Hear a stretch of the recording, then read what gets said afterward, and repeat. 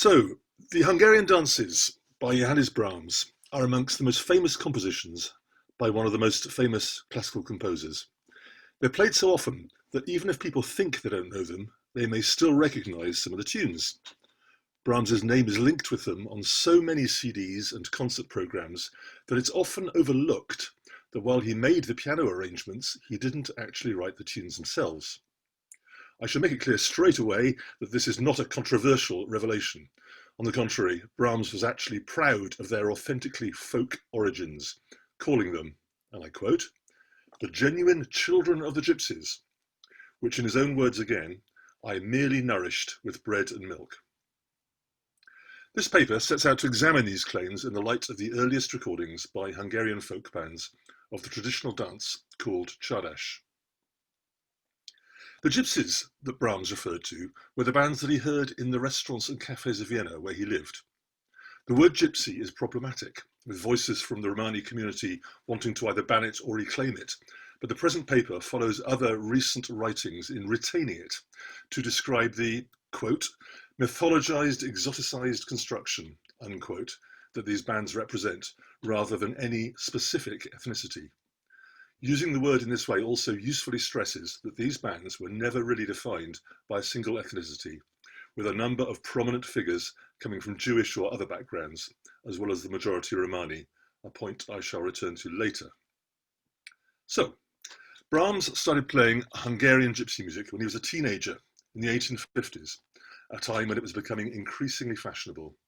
His fellow composer Franz Liszt wrote a book about it, and earnest articles about its power and origins appeared in the Viennese press. These writings portray it as the great other to the classical tradition, but also a mirror of the romantic aspirations of the time, wild, passionate, and breaking all the rules. Here's Franz Liszt describing a gypsy performance. It seemed as if every possible sound or tone was crashing down together like mountain crests which fall with a frightful uproar on sheets of sand mixed with blocks of rock and stone. We felt uncertain whether the ceiling, which seemed to rock with these sudden displacements of sonorous currents and vibrations, would not really fall upon our heads. Such was the crushing nature of the music, which all the conservatories of the world would certainly have condemned, and even we found to be just a trifle risky. Wouldn't it be great to hear what this music actually sounded like? Could anything live up to this gloriously romantic hyperbole? Unfortunately, Liszt wrote this in 1859, and Brahms's Hungarian Dances were first published in 1869, long before the advent of commercial sound recording, so the style and power of these performances would seem to be lost forever.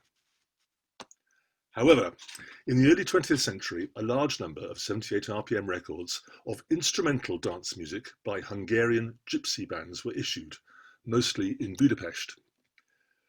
They start to appear in about 1905, and most of the ones I'm talking about here are from 1908 or a little later.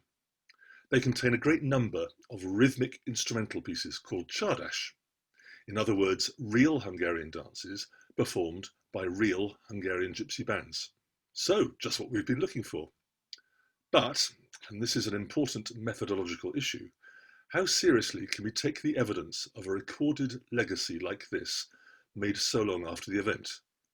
Can we really claim that this was the kind of music that Brahms heard in the cafes around him when he was arranging his Hungarian dances 40 years earlier?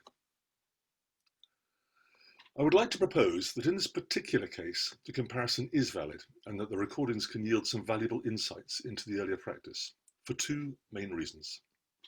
The first is that almost half of the tunes that Brahms arranged in his Hungarian dances appear on the later recordings that are known to me, so far at least. There may well be more to discover too. I was hoping to visit an archive in Budapest this year, but unfortunately COVID has got in the way. Even if no more turn up, the continuing use of such a substantial proportion of the same pieces after a gap of 40 years shows an impressive repertorial continuity, which in turn suggests a stylistic and performative continuity too. The second reason is provided by research into the bands themselves. We know from Hungarian writings about them that they were often dynamic institutions, handed down through several generations, and that the more prominent among them travelled abroad. However, this was mostly circumstantial evidence until recently, when the extensive digitisation of Viennese newspapers and periodicals by the Austrian Newspapers Online organisation, often called ANO, has made it possible to locate specific bands, including some of the most prolific recording artists, in Vienna during Brahms's lifetime. Here's an example. This is the label of a record by the Verkes Vele Band, issued in about 1913. Verkes himself is the lead violinist standing in the centre of the image, with his name just above his head. And behind him, you can also see a cymbalum, the most characteristic Hungarian national instrument. Although Verkes Vele took over the band in the 1880s, it originated with his father in the 1850s. And his son, that's the third generation, was still playing some of the same repertory until he died in 1950. The band is first mentioned playing in Vienna in 1878, and over the next 2 decades they're regularly featured in notices about concerts, society events, and public competitions with other bands, which seem to have been major attractions at the time. Brahms was living in Vienna then too, where he spent a lot of time listening to gypsy music in cafes and restaurants. Here's his favourite restaurant, the Red Hedgehog, Zum Roten Igel. I like to think that the shadowy figure in the middle of the image might even have been the grumpy old composer himself. He wouldn't let a photo session stand between him and his dinner. We know that Brahms was on friendly terms with some of the gypsy players in restaurants, so he probably actually heard the Verkes Vele Band, even some of the same players who went on to make the records. He would certainly have recognised some of their tunes, since this band alone recorded 7 of the ones he had previously arranged himself. So let's hear how they compare. Here's the finale of Brahms's Hungarian Dance number 10 in a modern recording by Katia and Marielle Lebec, 1981, of the piano duo version he published in 1869.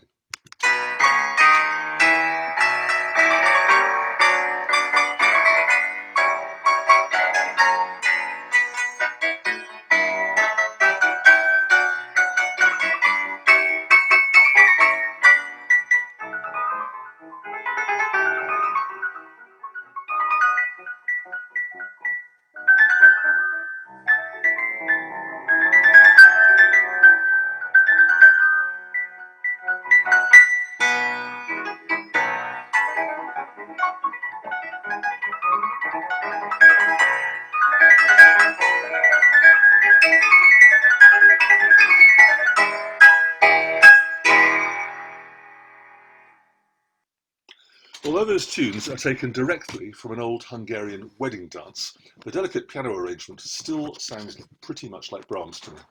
However, here's the same passage, exactly the same music, by the Verkes Vele Band from about 1910.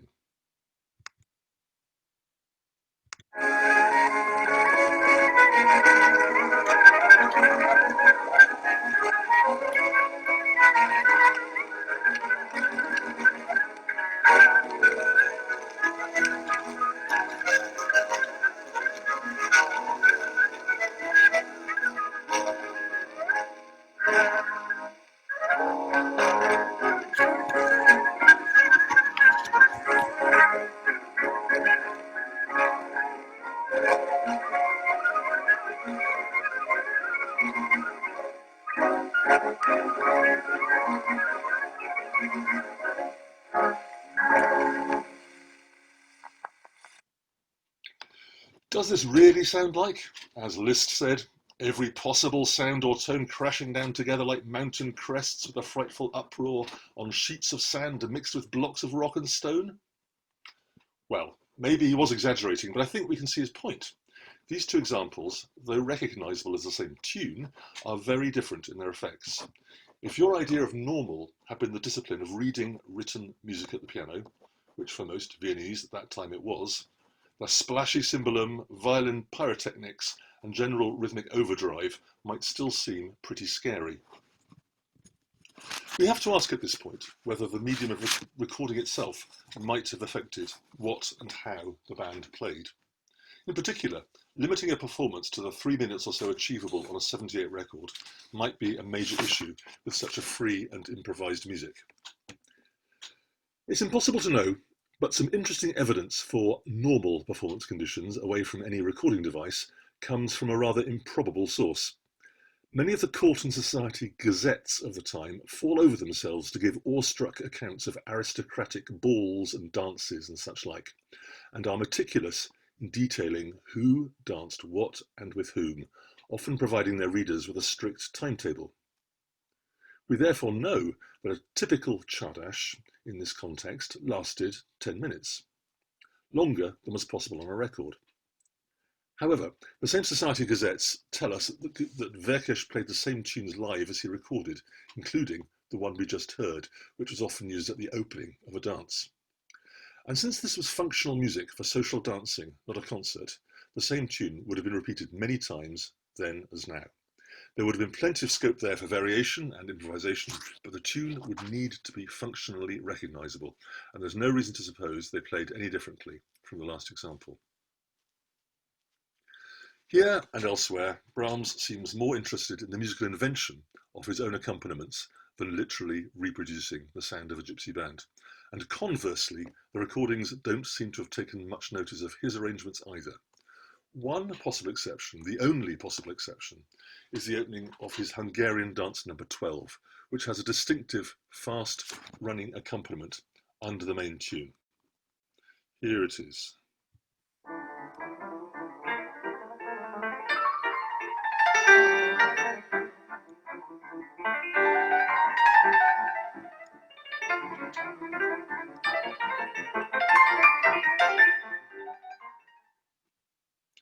A similar running line is also a feature of a 1910 gypsy recording, where you can hear it under the plucked violin.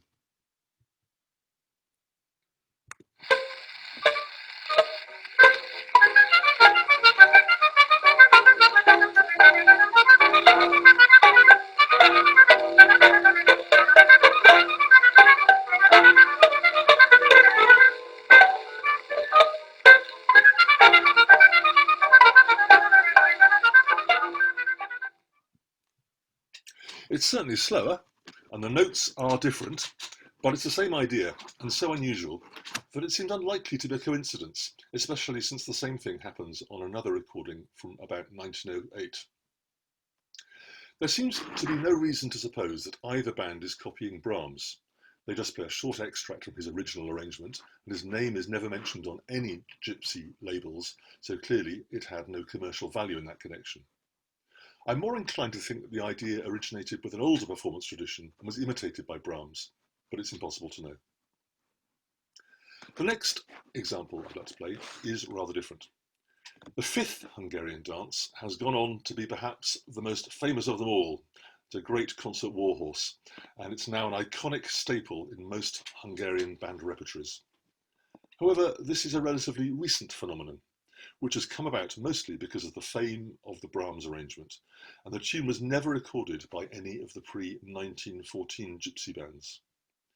It was recorded once, though, in 1908 by a Hungarian military band, but this is a rather different proposition, as you'll hear. First, the famous main tune, as set by Brahms.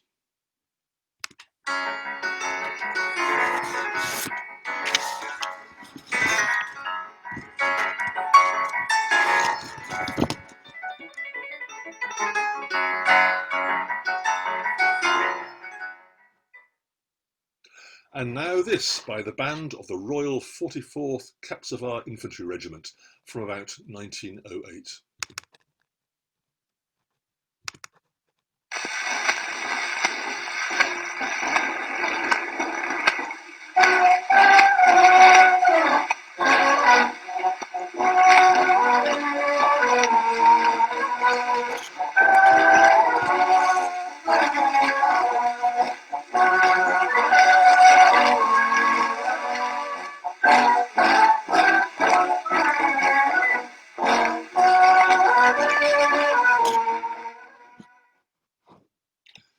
Magyar Népdal Induló, as it says on the label, means Hungarian traditional march.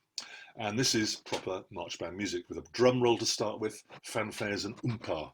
Very different from the cymbalum and violin of the Verkes recording. And this brings us to another interesting point. The way that the early audio recordings connect specific tunes with specific performing groups leaves us in no doubt that the gypsy bands, marching bands and singers, even though they were all Hungarian, were quite literally not all singing from the same hymn sheet. Give or take a few overlaps, their repertories are substantially different. Brahms, on the other hand, muddles all of this up gloriously. What he uniformly calls Hungarian dances are actually an amalgam of different genres, each with its own unique situation in the complex matrix of Hungarian national musics. This was presumably not through ignorance, since he had spent a lot of time playing this music, but rather because he was acting as a composer, not an ethnomusicologist. He was treating the tunes as raw material, and some of his less likely juxtapositions are clearly based on musical convenience. For example, he uses simple repetitive song snatches as contrasting bridge sections within marches so often that it's almost a mannerism. The wider context of these early recordings also helps to elucidate the mysterious gypsy scale, which was first noted by Liszt and is still often referred to, its distinctive intervals recently being described as the extra spice which counts as virtually obligatory in the instrumental music played by gypsy musicians. That quote should be my cue to play you an example of it, but the odd truth is that no example exists. The intervals that give this extra spice its unique flavour are derived from a modal pattern called hijaz. It's written here on the slide. And this hijaz is something that I can play for you. It sounds like this. This is just a basic illustration of the modal pattern.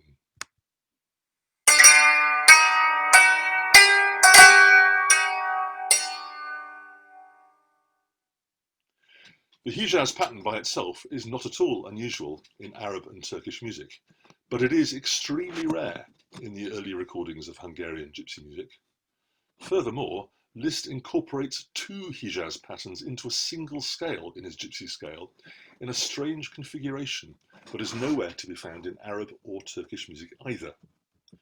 Liszt was an exceptionally good practical musician and took care to write his scale down precisely, so it's almost inconceivable that he made a mistake. So, what's happening?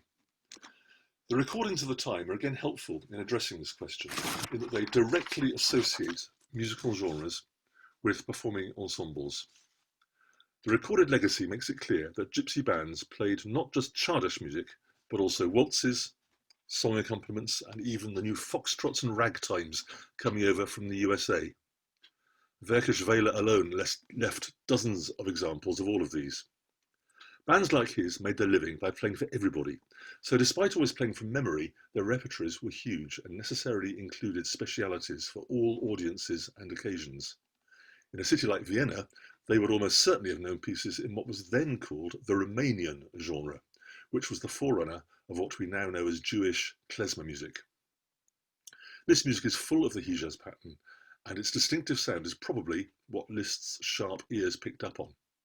But he associated it with gypsy band music in general, rather than just one particular genre that they played. The hijaz pattern would normally be played according to the complex Eastern melodic practice known as makam, which would have been completely alien to Liszt. Exceptional musician as he was, his theorizing what he heard as a Western scale resulted in his configuring it into a peculiar hybrid that never actually existed. To conclude, I have argued in this paper that the earliest gypsy Csárdás recordings are still representative of gypsy music from Brahms's youth, despite having been made 40 years later. This is a specific case and rests on supporting evidence from newspapers and periodicals, as well as an exceptional amount of shared repertory.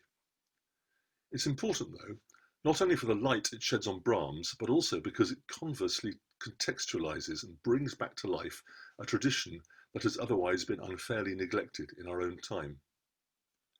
The production of these early Csárdás 78s came to a halt with the outbreak of war in 1914, and after 1918, the focus of Hungarian musical nationalists like Bartók and Kodai was on collecting rural peasant songs, compared to which the music of the gypsy bands came to be dismissed as little more than an urban light music, or in Bartók's memorable words, a mass product for the half-educated multitudes.